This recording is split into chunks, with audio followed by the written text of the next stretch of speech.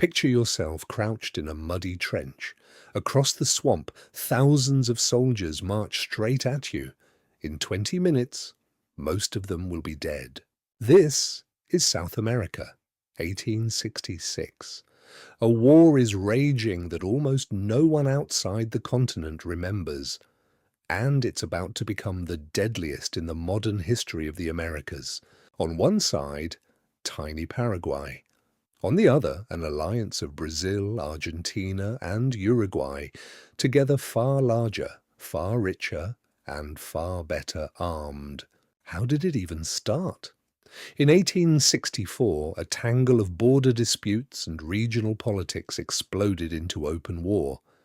Paraguay struck first, and then found the whole region against it. By September, the Allied armies have pushed deep into Paraguay. Only one thing stands in their way, a low ridge above the river called Curupayty. Behind it, the Paraguayans have done something clever. They've dug a long line of trenches and dragged cannon into place, hidden behind earth walls and a flooded ditch. The Allied plan seems unstoppable. First, a fleet of Brazilian ironclads will pound the trenches from the river. Then waves of infantry will storm whatever's left. The Allied commanders were impatient. They'd been bogged down for months, and Curupayty looked like the obstacle that would finally break Paraguay open. For hours, the warships hammer the ridge. The noise is deafening.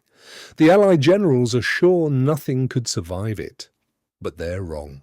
Deep in their trenches, the Paraguayans simply wait it out. When the cannons stop, they climb back to their guns, almost untouched. Then the order comes. Thousands of Allied soldiers rise and advance across open, swampy ground, and the moment they're in range, the ridge erupts. Cannon fire and musket balls tear through the lines. Men sink into the mud. The flooded ditch becomes a death trap no one can cross. In a single afternoon, the Allies lose thousands of men. By most counts, around 4,000. The defenders behind the ridge lose only a small fraction of that, by some accounts, fewer than 100. It was one of the bloodiest single days the continent had ever seen. A complete disaster for an alliance that outnumbered its enemy many times over. Curupayty is a stunning victory for Paraguay. For a moment, it looks like David might just beat Goliath. But here's the cruel twist. The win only delayed the inevitable. The Allies regrouped, slowly, relentlessly. Their numbers and their factories began to grind Paraguay down. Paraguay's great fortress, Humaitá, held out under siege for nearly 2 years. But food ran low, ammunition ran lower, and the defenders slowly starved. Over the next 3 years, the war became a nightmare. Battles, sieges, hunger, and disease wiped out a huge share of Paraguay's fighting men. Paraguay's president, Francisco Solano López, refused to surrender. He kept retreating inland, demanding his country fight on, no matter the cost.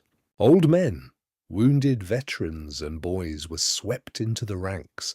A whole generation of Paraguayan childhood was being marched toward the front. But by 1869, there was almost no one left to fight. The grown men were dead or captured, so Paraguay turned to the only soldiers it had left: children. On August 16, 1869, at a field called Acosta Ñu, a Paraguayan force of around 3,500 assembled. Most were boys. Some were as young as 9 or 10. To make them look like men, some had fake beards painted onto their faces with charcoal.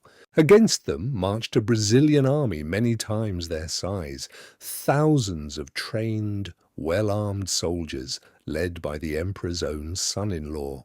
The battle lasted hours. The child soldiers fought desperately, but they never stood a chance. By the end, thousands of them lay dead. And then came the cruelest part. Accounts describe the field hospital full of wounded women and children being set on fire. The war dragged on a few more months. When it finally ended in 1870, Paraguay had been shattered. Historians still debate the numbers, but Paraguay may have lost more than half its population. Some estimates say most of its adult men were simply gone. That's why, to this day, Paraguay remembers.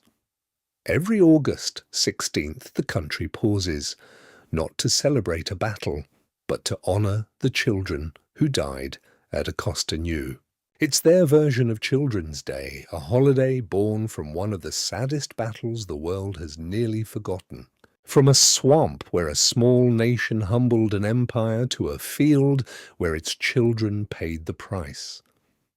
If this story stayed with you, stay a while. There's more history like it here.